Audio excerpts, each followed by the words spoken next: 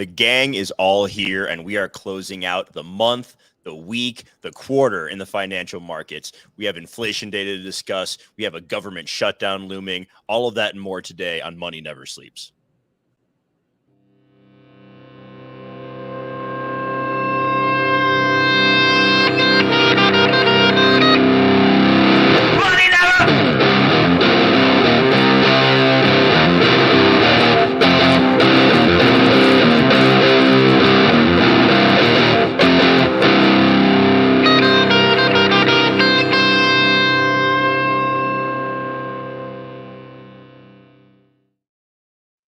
Thank you for joining us today. As we get going, hit that like button down below, subscribe to the channel, drop some comments in there as well. Let us know how you're feeling about the markets today.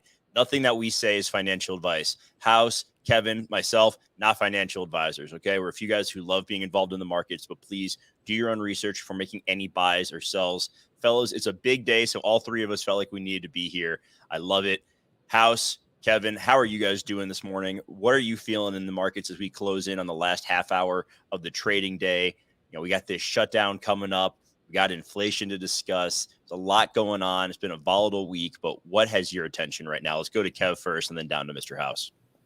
Yeah, absolutely. Guys, it seems like my internet connection might be bad with a lot of the weather that's happened up here. So if I drop off at all, just know that's what it is. But yeah, the markets I haven't seen too much today. Just got back, a little bit. I'm really keeping an eye on seeing how the dollar and the VIX are performing. I think those are really important factors to keep in mind right now. I was anticipating that we were going to see a bit of a sell-off in the VIX, or not even a sell-off. We'd see it push down here. I think there's a really good chance we are seeing a bit of a fake out here going into, obviously, what is a pretty volatile next few weeks, especially if the government does decide to shut down. So with the trading day, seeing, some of these things reverse going back and forth, it's just going to be really important to see how we're setting ourselves up for the first week of Q4 with potential, the possibility that we are going to see a government shutdown. How long it lasts, who knows? But yeah, I'm just keeping an eye on the dollar and the VIX. Those are the two most important things, in my opinion. Yeah, the latest effort to extend, to get a resolution to, fund the government through another month got shot down. Some Republicans joined the Democrats. Not looking great for McCarthy over there, but it's just one step closer to that shutdown happening. If that takes place, we're not going to get really any reports next week. Today's inflation data is going to be one of the last pieces of data that, listen, if this goes for a full month, the Fed's not going to see anything else. House, what are you looking at right now? We're going to get into some of the numbers that came out today in a second, but I'm curious kind of what has your attention on this day? Yeah, no, I mean, just briefly touching on the government shutdown. I've been seeing some LARPing on the timeline about government shutdown means Bitcoin and ETH spot ETFs get approved because the government can't do anything about it. And I'm just like, something tells me that's not going to play out. Guys, Bitcoin fixes a government shutdown, if you didn't know. Oh, yeah, absolutely. Bitcoin fixes everything. No, but PCE data from August coming out today, I think it looked a little bit milder than I was expecting. And other than that, I mean, crypto is just confusing the hell out of me right now as far as prices. But on the funding and investing side of crypto, it looks like VC action's been heating up. There's been a lot of funds that are raising. Doesn't necessarily mean the capital's getting deployed right now. It could be, around for Q4, Q1 next year, something like that. But yeah, it looks like there's just a lot of interesting stuff happening, but nothing that's quite tipping the ship, so to speak. All right. So let's get into those numbers real quick. We had, for personal income and spending, they came in right at expectation, 0.4% increase for both of them. Nothing crazy there. PCE, if you look at the headline number, it was up 0.4% month over month, 3.5% year over year. And this would be the second consecutive month that we saw headline PCE come in above the previous month from a year over year basis. That's not great. And everyone's pointing to core, the fact that it is at 3.9%. That was the expectation. It's down from 4.3%. Yeah, that's all well and good, but stripping out food and energy when at this point, that's what a lot of people are spending a good proportion of their money on is not ideal. So, we do have that going on. I guess Kevin is out because of the connection up there. We'll get through it anyways. But, House, when I see these numbers, like, I get that people, when it comes to the Fed, they look at core, but at some point, like those other numbers are going to come back to bite us in the ass too. As I look at these, Fed funds probabilities for the next meeting, November 1st, we're now at 86% chance of no rate hike and 14% chance of a 25 basis point. And if we get this government shutdown and there's no new reports and the Fed has to go off of their latest data, we're pretty much guaranteed a skip at that point. And then they'll have to reassess the last meeting of the year in mid-December. So I think it's a really tricky time. I would never want to be a part of the Fed, but and they would never ask me to be a part, obviously. But right now, it's like, could you imagine me going up there in front of these people? Like, it would be electric. Don't get me wrong, but goddamn. Anyway, back to the matter at hand. I don't really know at this point. The Fed has just got to be scratching their head. It's just like, man, we cannot catch a break. Oil has pulled back a little bit, but it's still strong. It's still over 90 a barrel and could be making that charge back up toward 100. So I know you said that these numbers were a little bit lighter than expected. When you see, this headline number coming in higher and knowing what's going on with energy, like, what is your take on that as it relates to what the Fed is going to do and also just like how it's impacting the consumer? I don't know. I mean, just based off of a lot of personal conversations that I've been having with friends, family, and coworkers, and how people are feeling about the market now versus a month and over the summer. I mean, almost everyone that I've talked to is cutting back on spending however they can. Like everyone's starting to get real outraged. So the number to me, I expected PCE to be a little bit higher, just based off of it seems like personal sentiment. But, that is within a bias and a small kind of targeted sector of where I live. So it may not be, accurate of the entire U.S. demographic. But to me, I mean, looking at this from a long-term lens, it just shows without that data being accurate and the Fed kind of having to go off of what they've already had, it almost just kind of paints like a real gloomy scenario in my mind of that means things will likely continue to head up or just hold.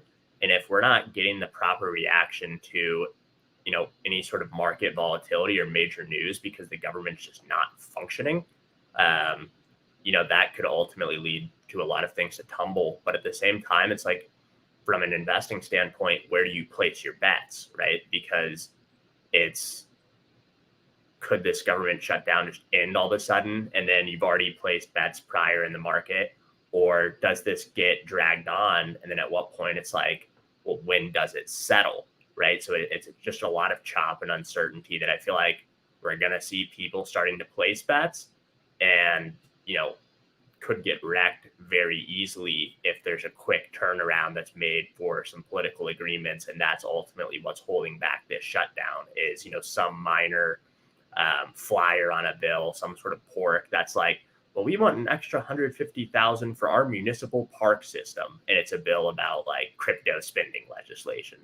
So like that's kind of my worry is it's really just there's some sort of minor issue that's holding this all up, like behind everything closed doors. But like, what does it do for us? It just kind of screws us over in the meanwhile. And not only personal. Hold on. Are you telling me that the government would do something to screw over the little guy? That I don't know about that, House. That doesn't sound accurate or how things work at all. I want to touch on Kyle's comment real quick. I would come out there. If you've ever watched a Jerome Powell presser, boring as shit. I would come out there. It'd be the Stone Cold Steve Austin theme music. The glass would be shattering. I would have a cup of Milwaukee's Best. I'd crack those bad boys together, pound them, start taking questions, call everyone a jabroni. It would be fantastic. I don't know of how long that would last, but goddamn, I would make a show of it. Yeah, House, it's tough, man. Like people are putting, spending is not really slowing down, but we do know that people are running out of savings and credit cards are continuing to be used for all of these things. And with rates being higher, they're going to stay higher for longer. At some point, there's going to be a reckoning here. I saw I'll pull it up. I saw a thing today about like what the median home price is as % of someone's income in a lot of these throughout the country. And, for 15 states, it's about 50% or higher for median income is in house payments right now. And that's crazy. Like, that is absolutely crazy. Then add in food and shelter. And that's where I'm getting into, like, why we need to look at the headline inflation too, is like 75-80% of these people's income, a lot of people's income is in shelter, food, and energy. That's awful.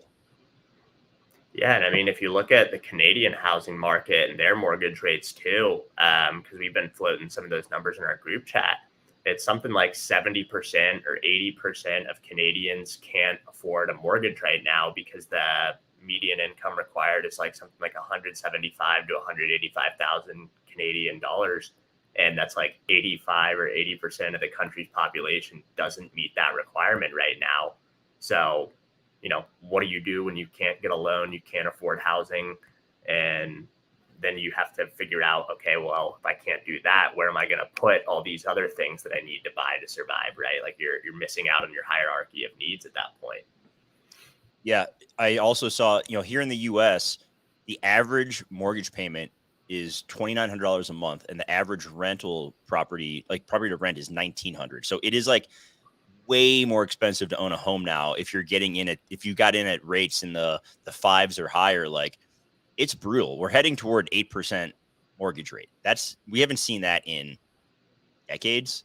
And so it's a really tough situation. Kevin just like shouting in the comments. Like, I'm just envisioning him in his hotel room. Internet connection is shit. He's just typing away on his computer feverishly, trying to like get comments in as we're going. Okay, so we got that. No real headway on this shutdown. If there's no progress over the weekend, we're going to miss out on the JOLTS report next Tuesday. We're going to miss out on the jobs report next Friday, unless something miraculously happens. Once again, it's not a good setup for, heading into Q4. So I'm curious, as we wrap up this quarter, and I can pull up the charts a little bit. I can't do the technicals the way that Kevin has, but we can kind of look at the monthlies here and see, because we've seen a lot of just chop in the crypto markets. We've seen, a pretty rough month for equities. Let me pull up and I'll screen share right now. But, what we've seen here, if we look at the NASDAQ, we had this hot run and now it's starting to cool. And we had a big down month this month. We're looking at roughly, almost 6% down in September. When you look ahead, and I'm curious, if you got any hot takes, any predictions for Q4, but how are you positioned right now? Do you have anything in mind that you're really honed in on, or are you just kind of like taking the market as it comes and, seeing, what will be? I mean, really the only things that appeal to me heading into Q4 are oil, which I feel like I've already missed the first wave of that boat for. And then also just other commodities.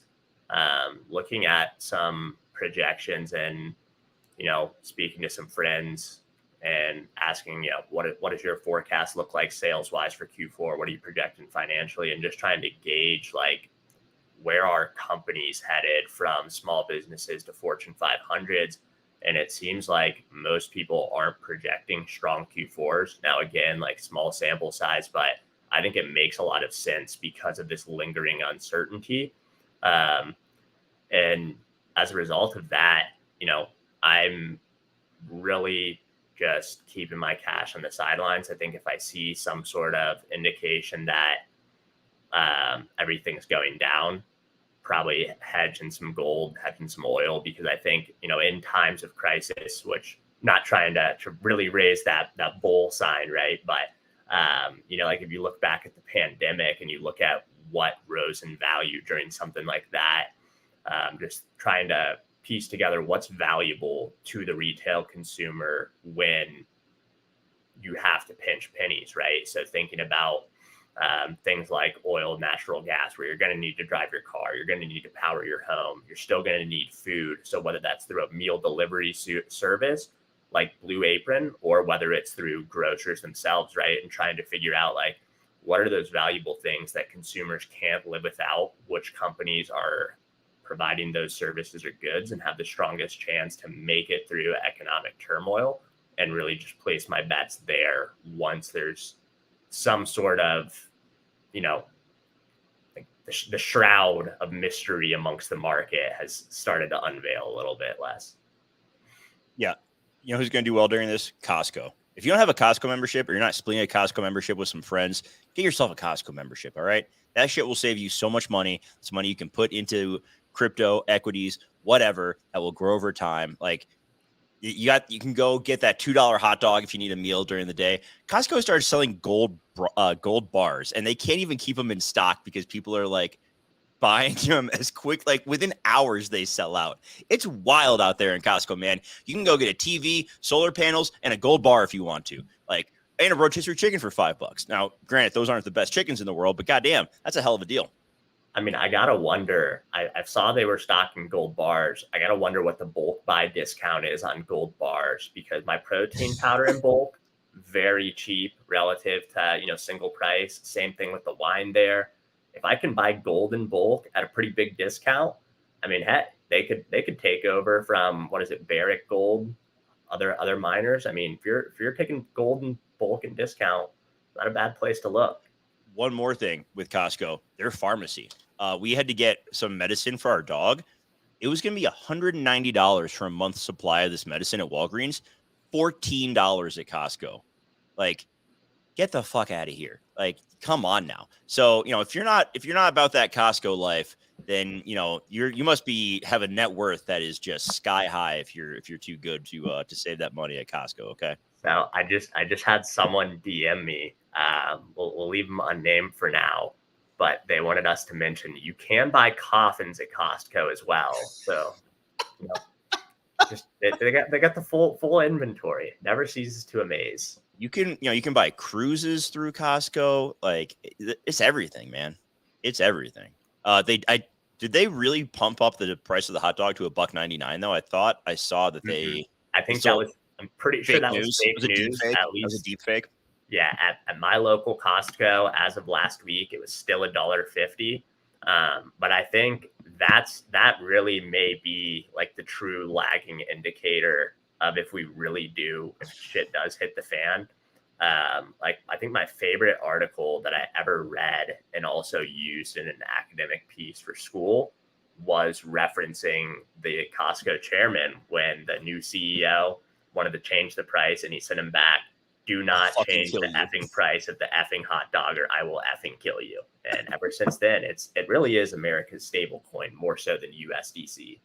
I just hope that everyone watching the show can find something that they love in their life as much as that fucking guy loves $1.50 hot dog is all I want to say there. This has gone so far off the rails with Kevin not here.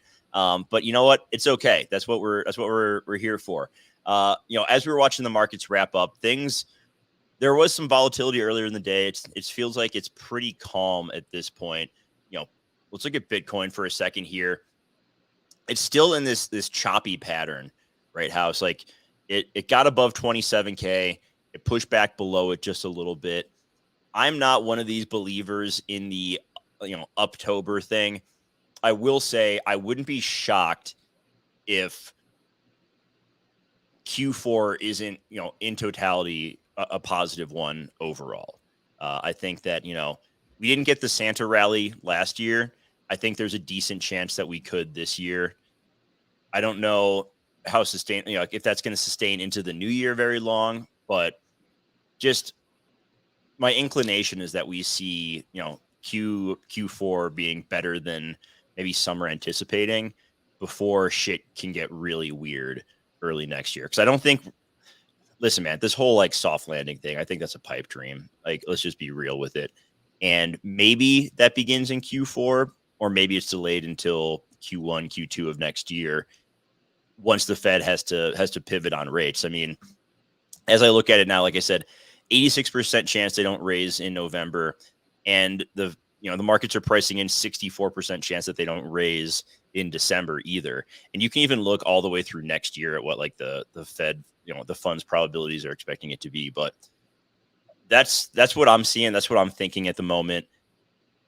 It doesn't really seem like the markets are too scared of this whole government shutdown. We've seen this song and dance before. It's all posturing. It's all political. It'll get resolved eventually. But have you been looking at any of the technicals? Has anything, any tokens caught your eye there?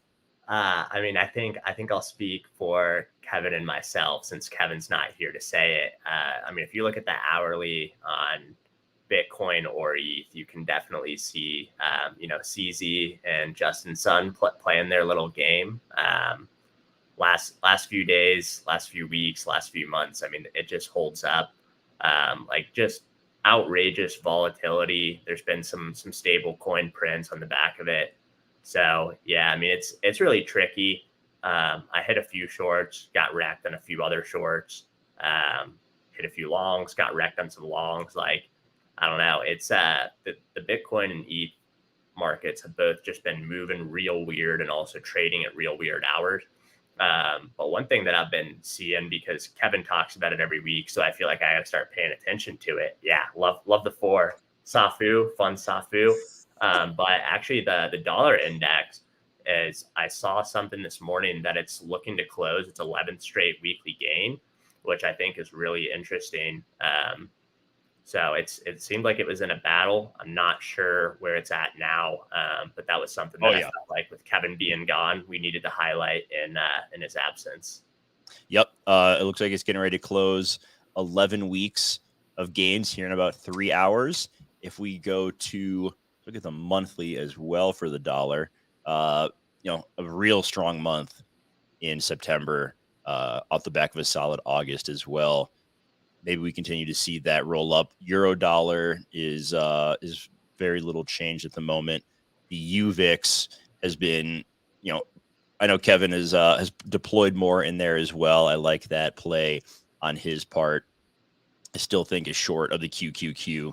I mean, this has had a pretty rough month overall.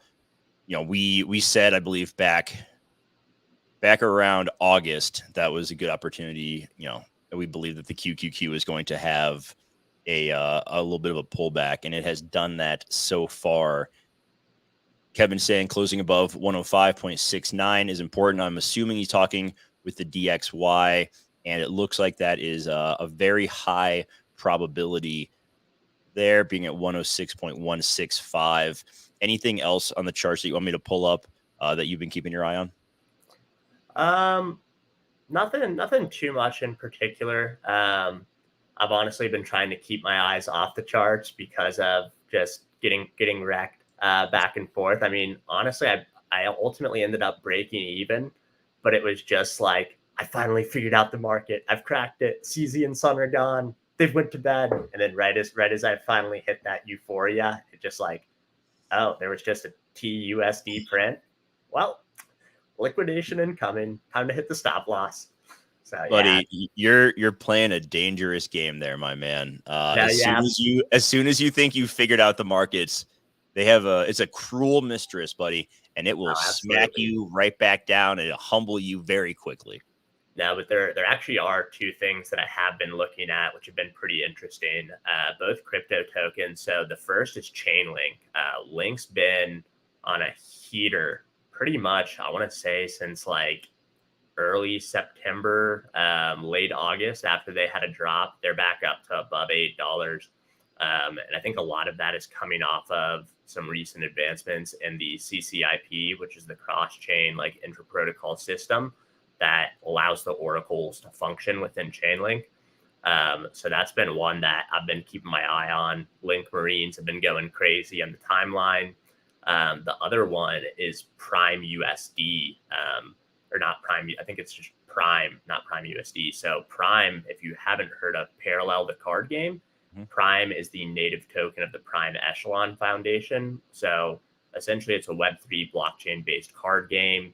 If you have enough cards in your deck, you can earn up to 0.02 Prime per ranked game. But the token's been doing really well, which is pretty interesting because people were promoting the GameFi narrative being the main NFT kind of swing of 2023. Parallel's been crushing it in their beta, and Prime is up massive this summer. I think in June it like bottomed out around $1.40 or something like that, and now it's sitting above 370. I think it hit around 390 or maybe 3.5. Not too long ago, but yeah, This one Prime right here. is on one heck of a run. Are we talking about this one right here? This Prime? Yep. Yep. 376 right now. Got up to like 460. Okay. This is a pretty. When did this launch? I want to say it launched in like March or something like that, because I remember You're right. a March. lot of my buddies who had minted Prime back in 2021 and just had completely fallen out of touch with the ecosystem. They were like, why do I still have these parallel cards? Like, I can't sell them. And they all ended up getting dropped a bag of Prime. But the use of the token is pretty cool.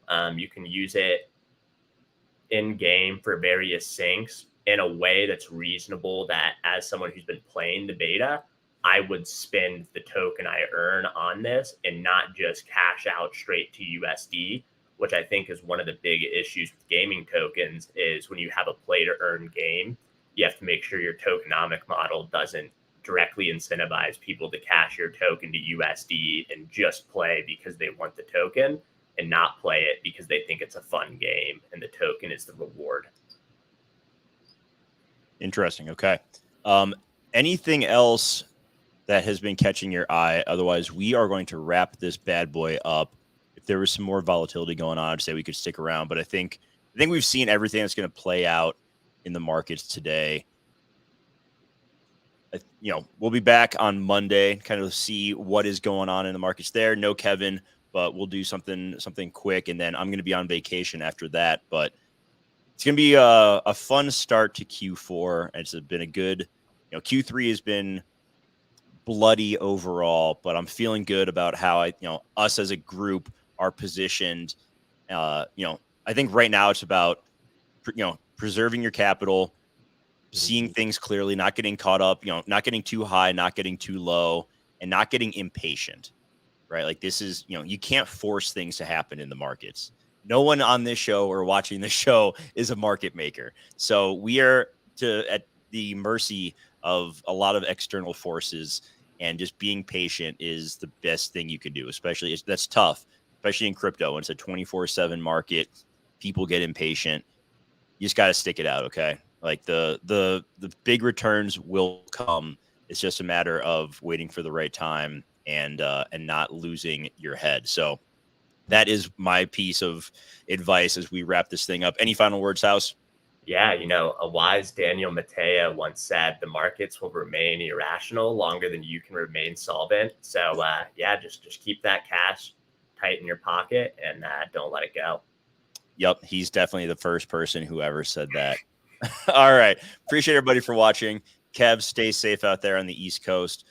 Don't drown. Okay. We need you back here next week to steer the ship with House while I am away. So appreciate everybody for watching. If you have not yet, hit that like button, subscribe, drop a comment, share us out on social media, all of that good stuff.